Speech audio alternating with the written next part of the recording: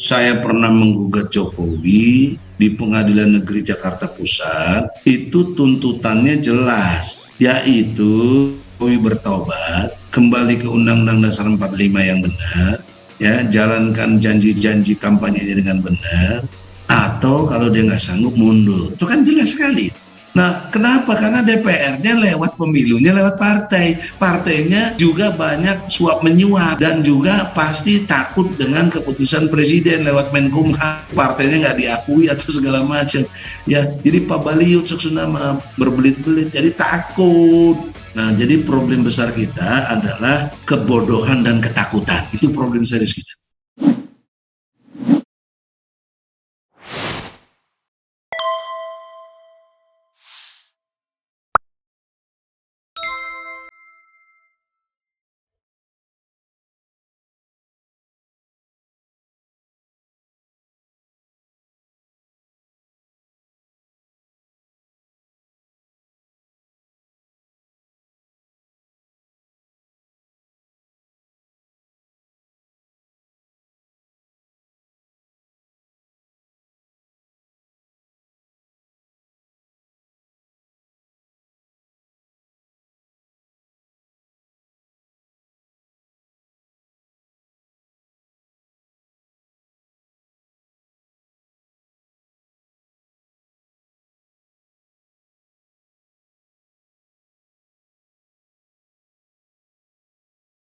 Abang, saya kira juga kita semuanya mendengarkan, Bang, dan mengetahui info mengenai aksi yang sekarang ini lagi diselenggarakan di Jakarta. Kabarnya dari Istana dialihkan ke Patung Kuda kalau nggak salah. Dan ada 3 tuntutan utama kemarin yang disampaikan oleh Pak, siapa itu yang Gerakan Nasional Pembela Rakyat itu yang dulu GNPF Ulama. Yang pertama adalah turunkan kenaikan harga BBM, yang kedua turunkan kenaikan harga-harga, dan yang ketiga adalah tegakkan atau tuntutan akan supremasi hukum.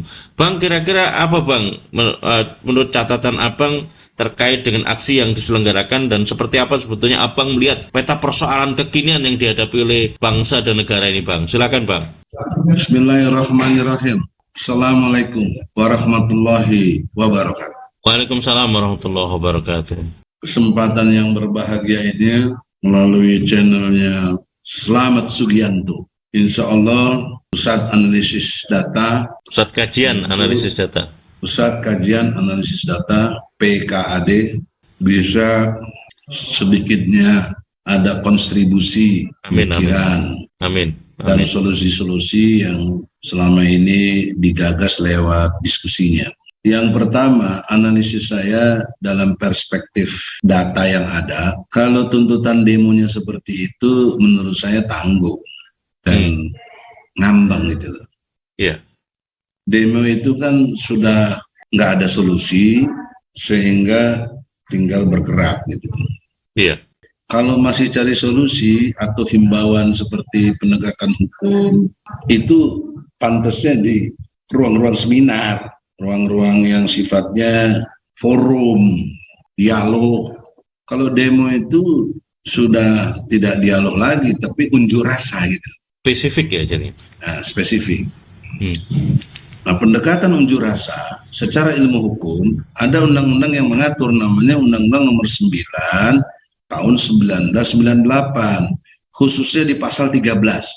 Jadi siapa yang didemo, misalnya mendemo istana, maka polisi harus memfasilitasi penghuni istana itu harus hadir dalam demo-demo itu dan menjaga, bukan merintangi dengan pagar besi atau pagar kawat atau dengan pentungan-pentungan. Itu nggak sesuai dengan perspektif hukum gitu. Jadi Anda lihat aja pasal 13 tuh, A, B, C, D ini.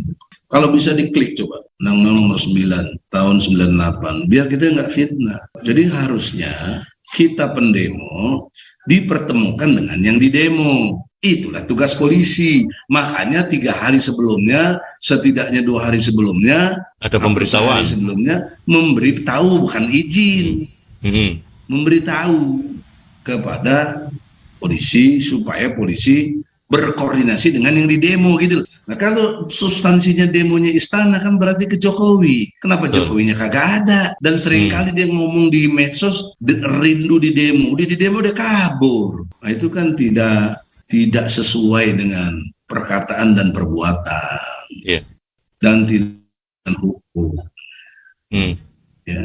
Yang kedua, secara filosofis dan yuridis, polisi itu melindungi, mengayomi, dan melindungi, melayani, menolong rakyat lah. Mengayomi, melindungi di dalam konteks kepentingan rakyat. Jadi bukan melindungi, mengayomi pemerintah, karena polisi itu bukan alat pemerintah, polisi itu alat negara gitu. Nah, dari mulai pengertian dasar begini aja kita nggak menjalankan, bukan nggak paham, tapi pura-pura tidak paham. Harusnya dijalankan. Karena itu, teman-temanku yang terhormat di GN, Gerakan Nasional Pembela Rakyat, PR, sudi kiranya untuk fokus di dalam mendemo itu, jangan tuntutannya umum. Turunkan harga, turunkan ini, itu umum, nggak spesifik gitu. Yang spesifik itu adalah presiden bertanggung jawab, kita minta. Jika presiden tidak bertanggung jawab terhadap hal-hal sebagai berikut, baru turunan harga dan lain sebagainya, maka presiden dipersilakan mundur. Nah itu jadi jelas gitu, jadi terukur. Dan menyatakan mundur presiden itu konstitusional. Konstitusional ya? Sangat konstitusional. Karena dijamin oleh pasal 28 huruf E.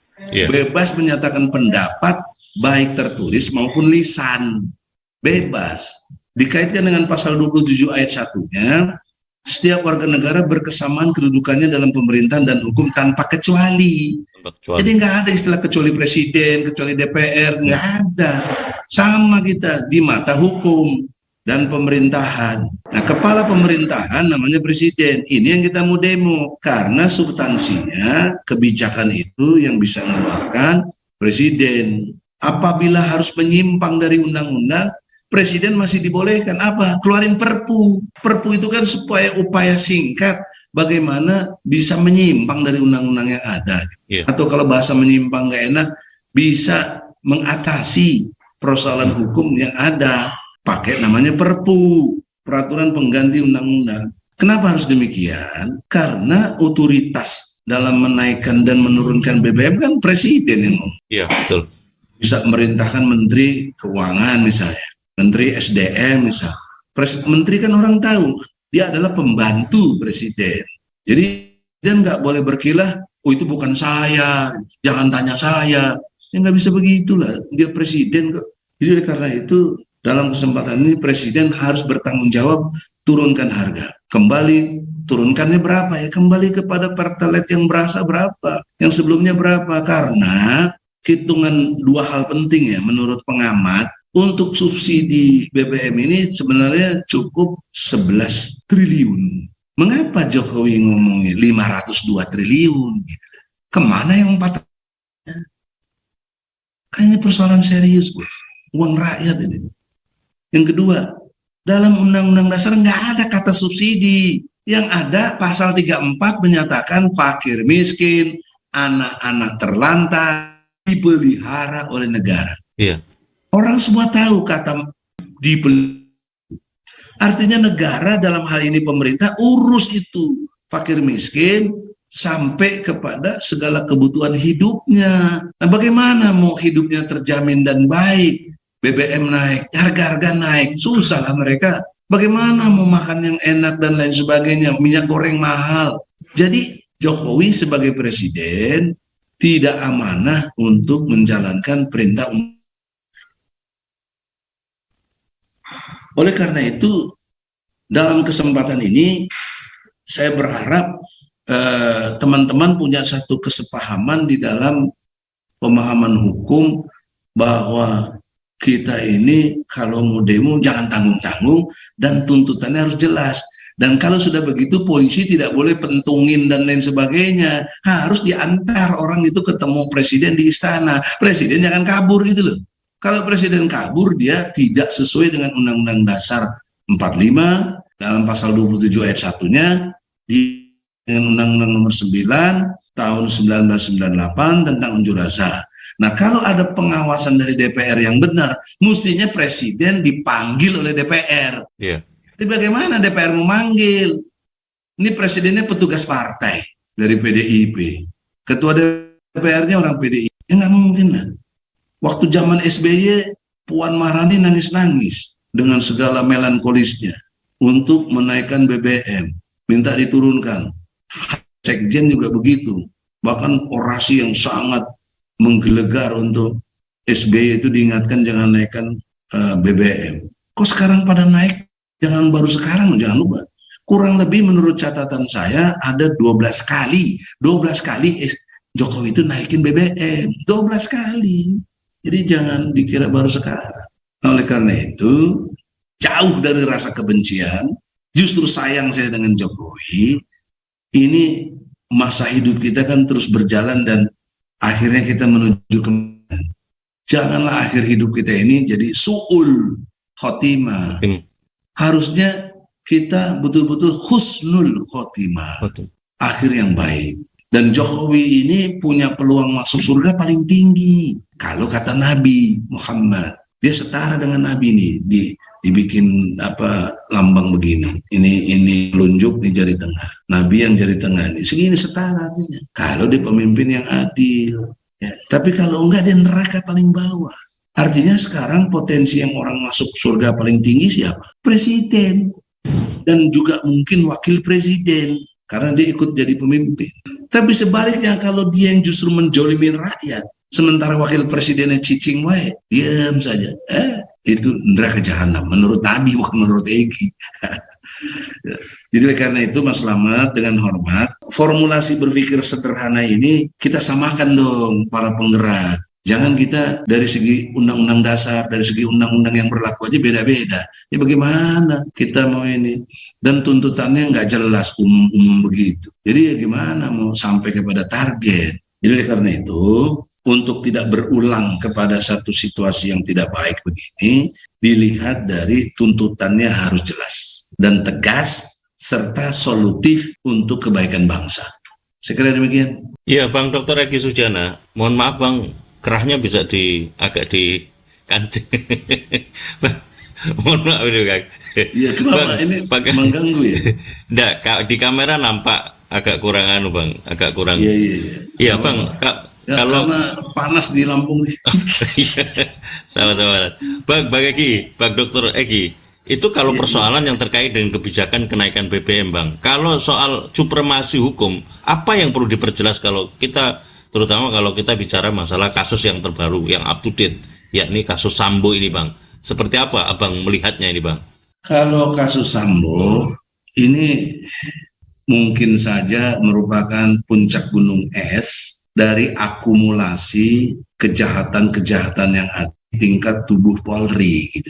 Karena Sambo ini rajanya polisi, divisi propam. Jadi polisinya polisi, kan raja itu. Jadi justru melakukan perbuatan yang sangat sadis, membunuh orang. Juga main judi online, juga narkoba, juga terbaru saya lihat jual-jual beli organ tubuh katanya. Kan luar biasa ini, Bos. Ya.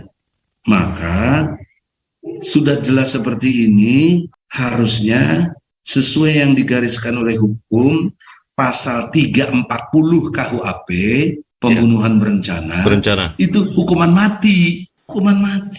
Udah jelas. Karena bukan analisis, tertangkap tangan situasionalnya itu. Udah amat jelas. Kenapa harus gelar etik segala? Pidananya dulu. Kalau etik bisa dicari-cari. Karena etik itu sifatnya bias. Bisa bagus menurut si fulan, bisa nggak bagus menurut yang lain. Standarisasinya kepentingan gitu loh. Apalagi di tingkat atasan-atasannya ada keterkaitan. Wah, sangat nggak enak secara etik. Tapi kalau pendekatannya hukum pidana yang sudah digariskan hukuman mati, ya harusnya itu aja dijalankan hukuman mati. Otomatis etiknya dicopot dari Polri. Atau kalau memang itu udah jadi pakemnya di Polri, bolehlah etik, tapi jangan ada permakluman gitu terhadap etik yang udah luar biasa, nggak bagus. Ini ada permakluman. Sampai hari ini istrinya nggak ditahan. Bagaimana itu? Iya. Itu kan permakluman yang menyimpang dari hukum. Sangat melukai hati rasa keadilan. Apalagi gara-gara alasannya humanisme, punya bayi atau balita. Itu Angelina Sondak punya bayi ditahan juga. Ada lagi siapa itu? Si Angel ditahan juga. Ya. Kemudian Bunda Mary di sini ditahan juga di Lampung.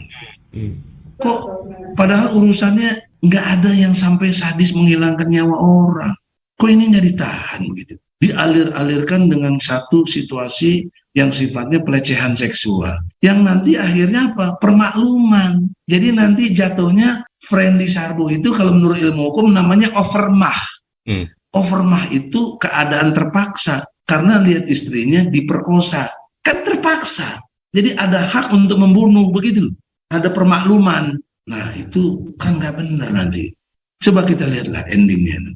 Tapi kalau awal ceritanya begini ya pasti ada permakluman. Apalagi dia punya kartu truf Kapolri misalnya. Punya truf jenderal-jenderal lain. Ya, yang sama-sama ikut judi online-nya itu. Mana bisa dihukum. Nah itu kalau pendekatannya etik. Tapi kalau pendekatannya ilmu hukum pidana, harus jelas dihukum mati. Gitu. Ini ada lagi pengacara bilang layak diringankan. Nah, gimana? Teman saya juga yang ngomong gitu. Astagfirullahaladzim. Ya, ngerti hukum atau dibayar berapa atau cari muka, saya nggak tahu. Tapi yang jelas itu nggak benar secara ilmu hukum. Jadi saya kira begitu. Ada lagi?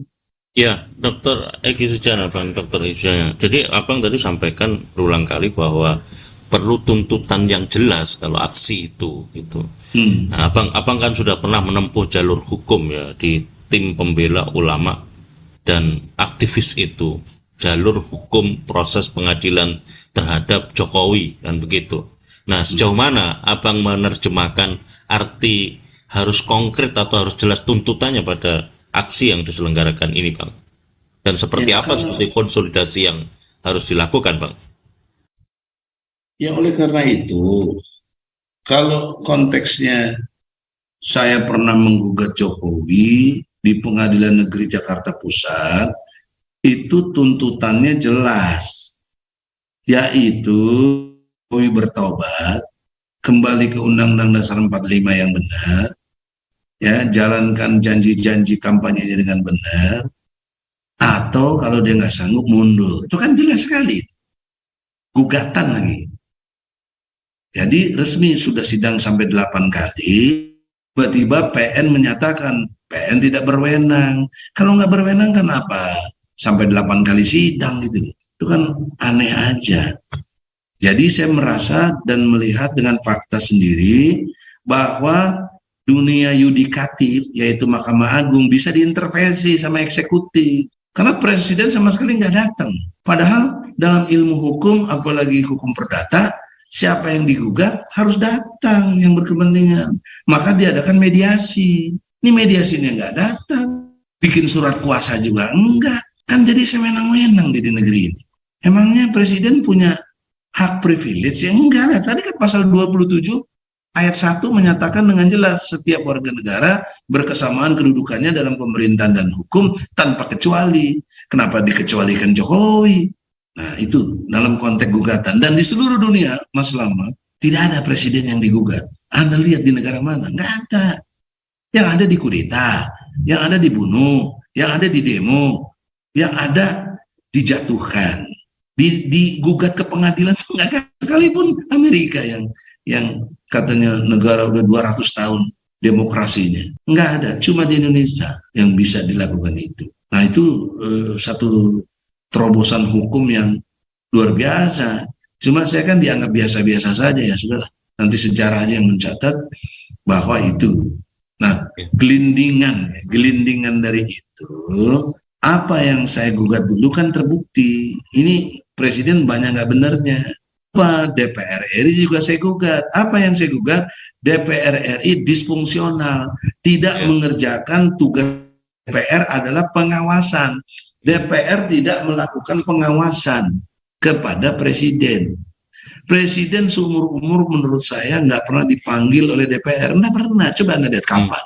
Iya. Nggak pernah. Dipanggil sengaja untuk pertanggungjawaban. Nggak pernah mana.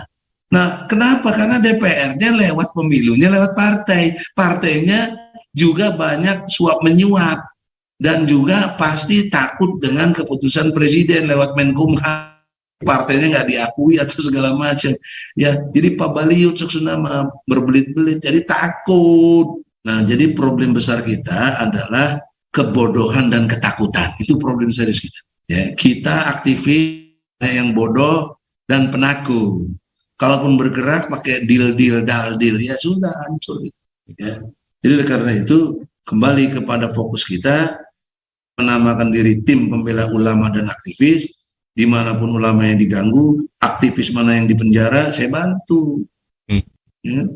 Yang terakhir saya bantu Habib Rizik juga, ya. Juga Napoleon Bonaparte juga. Dia aktivis walaupun dia polisi, dalam arti membela agama Islam yang dihina oleh si Muhammad Kece itu. Jadi saya bilang di persidangan, hakim, jaksa, kamu ini semua jangan jadi penista agama juga. Ini kan yang dibela adalah saya ini membela Napoleon Bonaparte adalah orang yang membela agama Islam. Karena agama Islam dihina-hina sama si Kece. Nabi Muhammad dihina-hina. Dia bangkit. Kau menuntut. Kau ini apa? Agamamu apa? Nah, mudah-mudahan aja pembelaan saya didengar hakim. Amin, amin. Mudah-mudahan bebas. Gitu. Amin. Ya, saya kemampuannya di situ. Habis di mana? Itu otoritas saya nggak punya lebih dari itu. Nah, jadi kembali kepada ibrohnya untuk gerakan, maka tadi saya bilang tuntutan harus jelas dan didukung oleh sikap cerdas, berani, dan militan. CBM, cerdas, berani, militan. Militan itu sampai akhir kehidupan kita, mati syahid atau enggak, gitu loh. Iya. Kalau pendemo semuanya begini mah sebentar tumbang, sebentar. Tapi gimana, saya kan nggak bisa provokasi. Saya fungsinya sekarang lebih banyak menasehati aja. Ya sudah, nggak didengar, saya sudah bukan. Tapi saya udah bebas dari pertanggungjawaban akhirat. Saya watawas bil haq, watawas bis sabr. Oke, Bang.